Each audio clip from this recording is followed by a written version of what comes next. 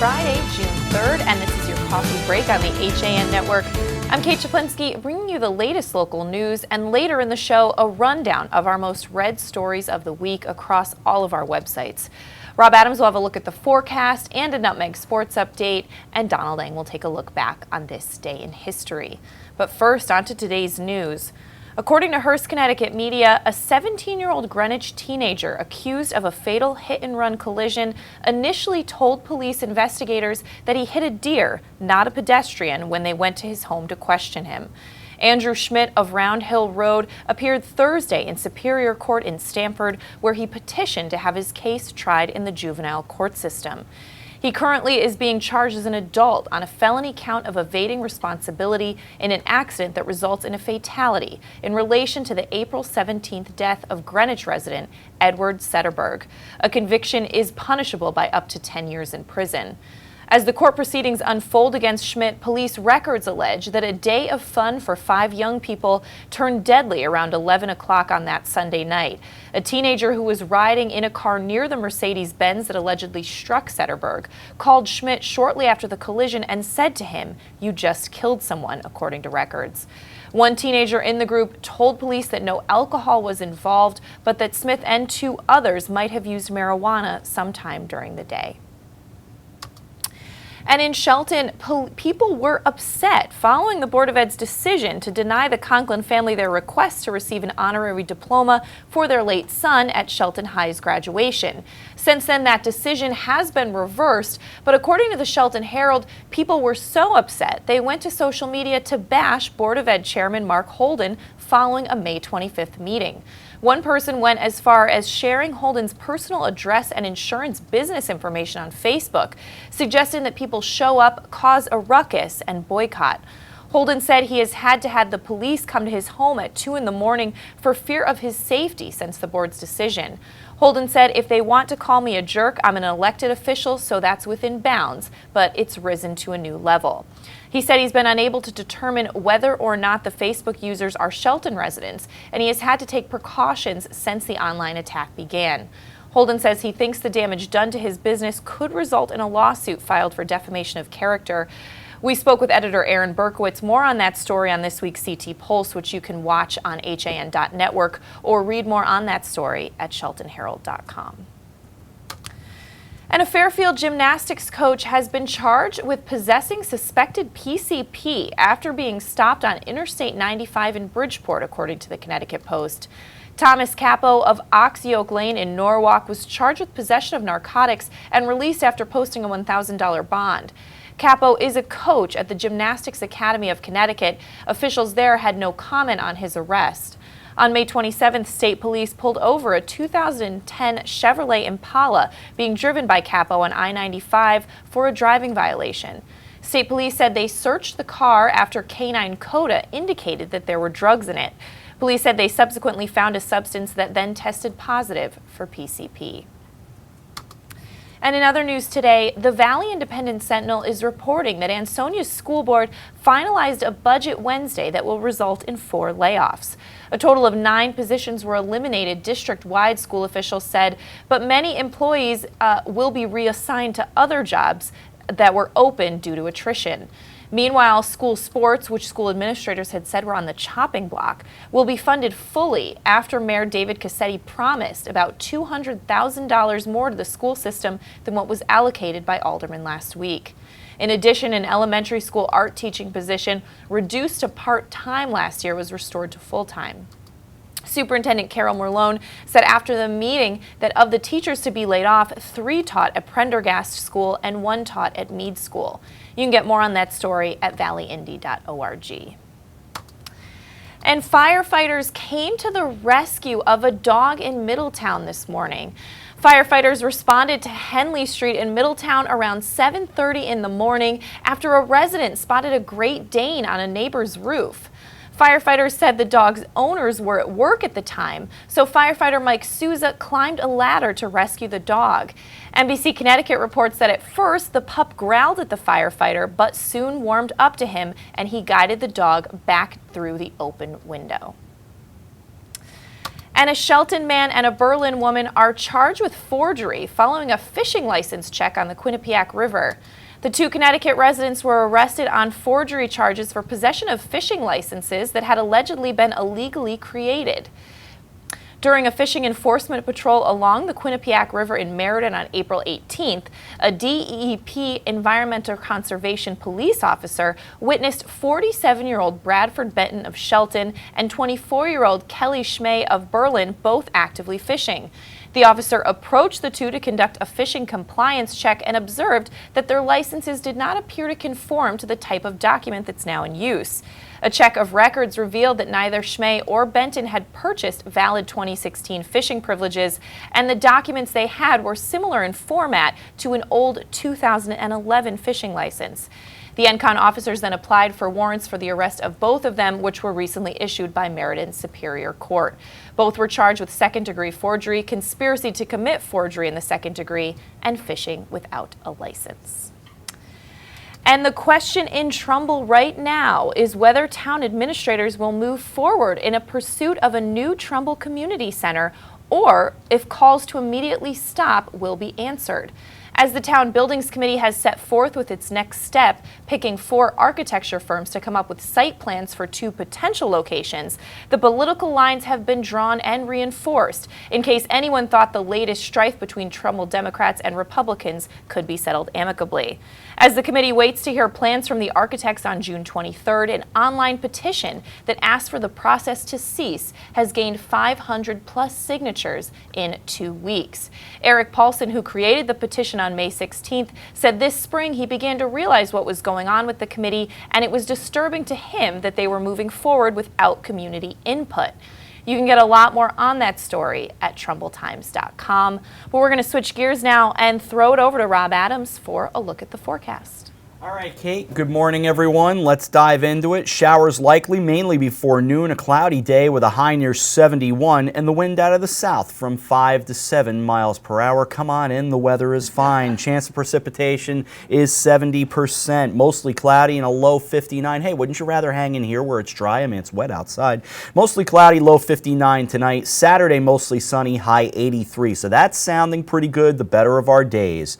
Saturday night, though, here come the showers and the thunderstorms, mostly in the evening and the overnight. Increasing clouds, low 63. Sunday, more of that very same. Showers likely, then showers, possibly thunderstorms. Some of those storms could produce the gusty winds, the heavy rain, the dogs, the cats, you know the whole drill. Patchy fog in the morning, high near 73. Sunday night, showers, possibly a thunderstorm before midnight. Chance of showers will drop down to 64, and keep an eye on the fog as well. But the week, you know, as I was giving you the forecast during this week, next week was not sounding so good. Now it's sounding a lot better. Monday, partly sunny and 80. Tuesday, partly sunny and 79. Wednesday, we drop down to 74, but still sunny. And Thursday, sunny and 76. So you got to like the sound of all that around our region right now. Wilton, you're at 64. Norwalk at 64. But here in Shelton, we're only at 62 degrees, Kate. All right, thanks so much, Rob. We're going to step out for a break. When we come back, Donald Dang takes a look back on this day in history. And Rob has a Nutmeg Sports update coming up after this. Connecticut is coming back to hometown banking, to a partner that makes small businesses feel big, where community comes first, where you get the know-how only neighbors can deliver, where saving time is important too. It's time to expect more. It's time to bank well. Bank smart. Bank local. Bank well. With the 24-month Bank Well Smart CD, you can earn 1.35% APY and raise your rate and add to your CD. Have a sports injury or a slip and fall that needs immediate care? Coastal Ortho Express Urgent Care gives you direct access to an orthopedic specialist fast, without an appointment. Biking, golf, tennis, soccer, whatever the sports injury is, sprain or fracture, Coastal Ortho Express can help. Coastal Ortho Express Urgent Care, open Monday through Saturday, now in 2 locations. The iPark Building at 761 Main Avenue in Norwalk and 36 Old Kings Highway South in Darien. Or go to coastalorthoexpress.com, like them on Facebook.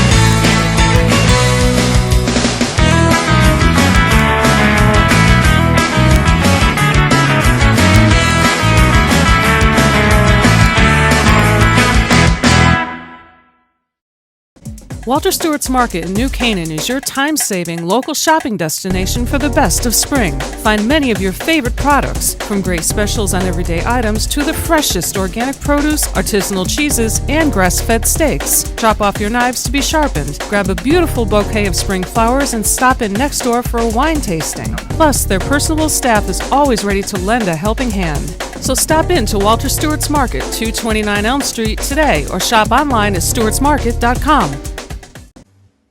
You're watching the HAN Network, and you're not alone. Nearly 1 million people have watched our live sports, news, and entertainment programming since the network launched in August 2015. Advertise on the network that reaches Fairfield County, Connecticut's most engaged audience. Contact Advertising Director Jessica Murrin at 203-273-7312 or email jessica@han.network. We're back on this Friday edition of your Coffee Break on the HAN Network. It's June 3rd, and it's time to take a look back on this day in history with Donald Eng. Don.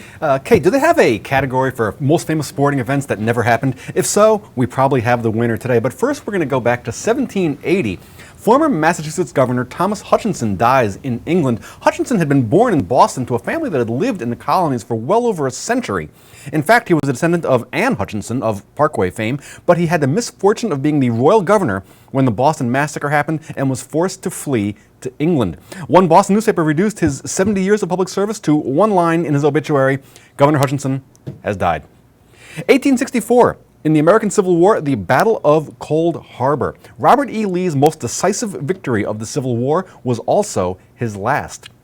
Despite losing more than 12,000 men in 10 days, Grant refused to withdraw his army. Lee would never again have the space to maneuver and take the offensive.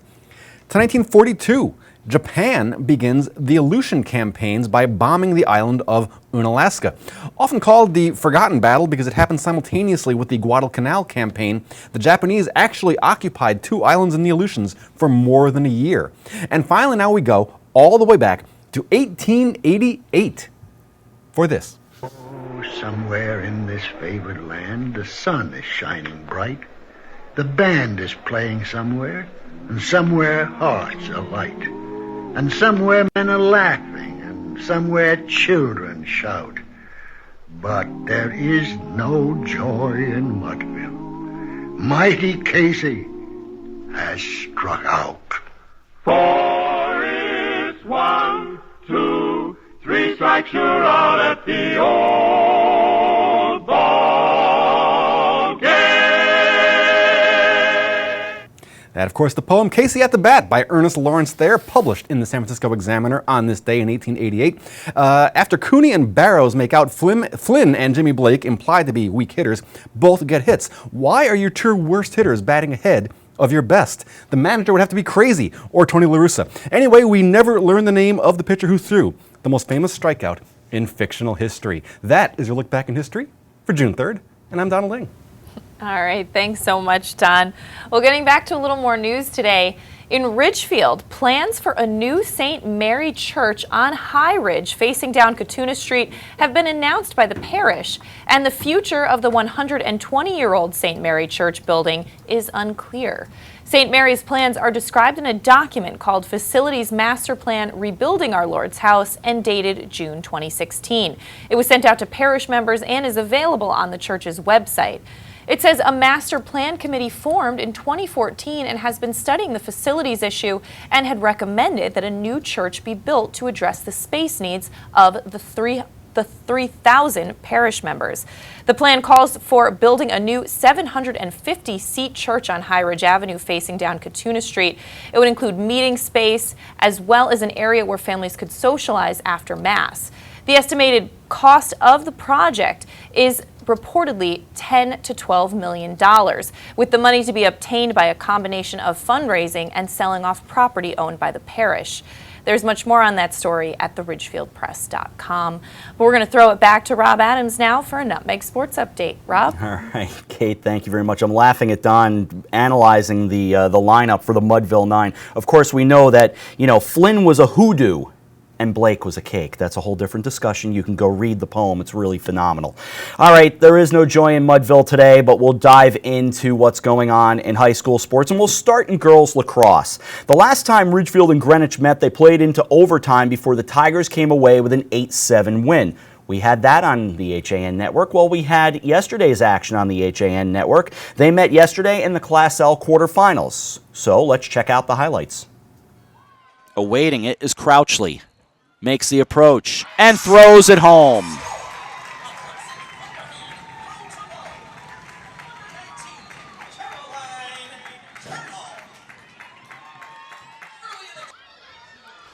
Myers awaited there, but this will be the shot and thrown home by Hage.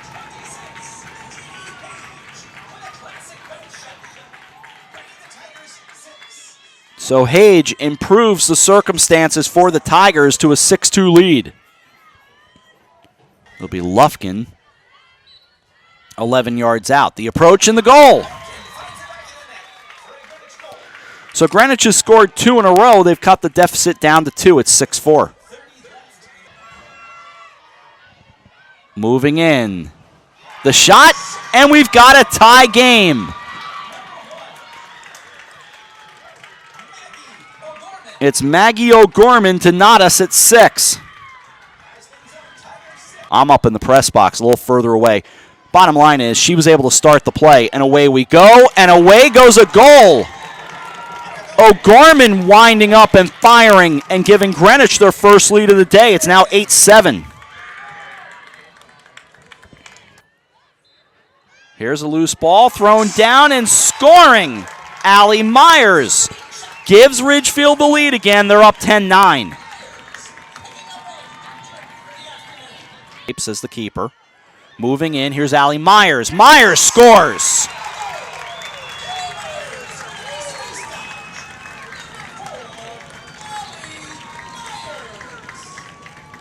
Trying to tie it right back up are the Greenwich Cardinals. Along it goes DeWinter. DeWinter, top shelf. We're knotted.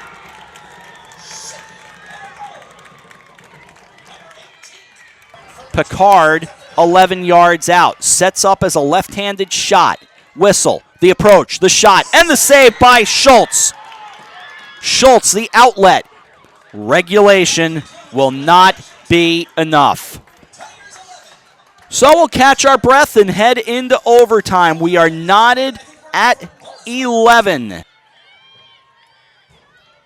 We just spy O'Gorman right on the numbers. Not a whole lot to say. She makes the approach, backs it out. Montner gets inside. She sends it back out. Hartford feeds it down low. Bouncer, and they score!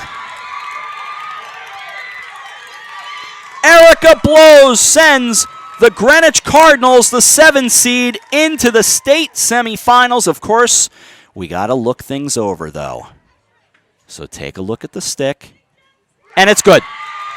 Now it's official. Greenwich has a date with Fairfield Ward.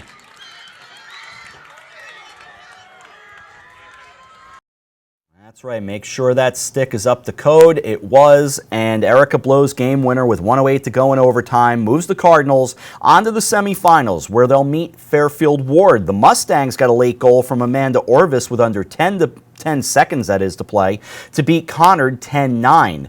The other semifinalists will be Darien, who beat Glastonbury 17-6, and Wilton, who disposed of Cheshire 13-8.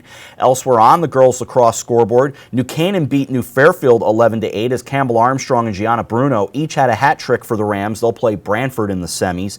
And St. Joseph all over Housatonic 20-7 in Class S. They will play Somers in the semis. On to softball, Class LL, the season over for the Darien Blue Wave. They lose to Southington 14-2, and West Hill's season has come to a close. They fall to Amity 7-0. In Class M, congratulations to St. Joseph Cadets head coach Jeff Babineau. He won his 150th game as the Cadets beat Griswold 7-0. Nicole Williams got the win on a 3-hitter and collected the 100th hit of her career. And Hannah Hutchison had her first home run of the season. The Cadets next play Rocky Hill in the semis. To golf, it's boys golf, and the Darien Blue Wave collected a another title, taking the FCAC championship with a combined score of 298, 18 shots better than Staples. Bobby Osborne led the Wave with a 73. Staples won the girls' championship for the first time since 2007 with a total score of 352. Catherine McAvoy of Greenwich shot an individual best 73, which was 5 shots better than Annalise Brown from Staples. To girls tennis now. Class L, Staples over Glastonbury 4-3 and Greenwich beat Amity 4-3. In boys volleyball, Class L quarterfinals, East Hartford over Trumbull 3-1. As we move to the schedule now, in girls tennis, Class L championship today at the Trumbull Racket Club. It'll be Staples and Greenwich for the state title. In boys volleyball, it's the quarterfinals now in Class L, Staples and Conard, and it is Darien hosting Cheshire. In Class M, New Canaan goes to Newington. We move to tomorrow's schedule. For Saturday, Class XL quarterfinals, fingers crossed that they play these games, but with the weather, it sounds like these games will all get in tomorrow. Wilton at New Milford in Class XL, Simsbury will be home for the Trumbull Eagles, and Ward and Xavier meet at Fairfield University. That's a 3 o'clock game tomorrow. In boys lacrosse, Class L quarterfinals, Wilton at Simsbury, Darien home for Ludlow, Ridgefield at Staples, and Greenwich at Fairfield Prep. Class M will be North Haven at New Canaan. That's at 3 o'clock. Boys volleyball, Class L quarters, Ridgefield is at Southington. From boys tennis, they'll have the State Open at Amity High School. From girls tennis, the singles will play at Conard and the doubles will be at Hall High School. So the playoffs roll on. We'll get you right back into everything on Monday on Nutmeg Sports, but that's it for now. With sports, I'm Rob Adams. Kate, back to you. All right, thanks so much, Rob. We're going to take a break, and when we come back, since it's Friday, we're going to take a look at some of the top stories across all of our HAN Network websites this week, coming up after this.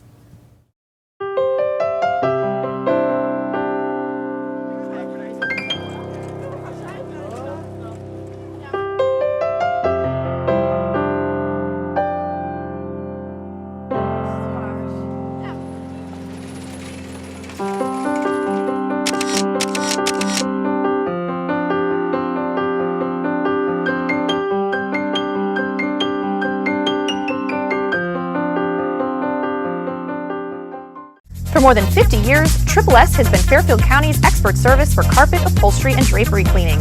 We provide the best in repairs and in-depth restoration, understanding fabrics and how to properly clean and restore them. Our staff will come to your home to clean your wall-to-wall carpet to perfection. We can also pick up your fine carpets and bring them to our facilities. With locations in Norwalk, Stamford, and Stratford, Triple S will get the job done fast, big or small. At Triple S, you can count on our people as well as our cleaning. Find us at triplesclean.com or 203-847-8000.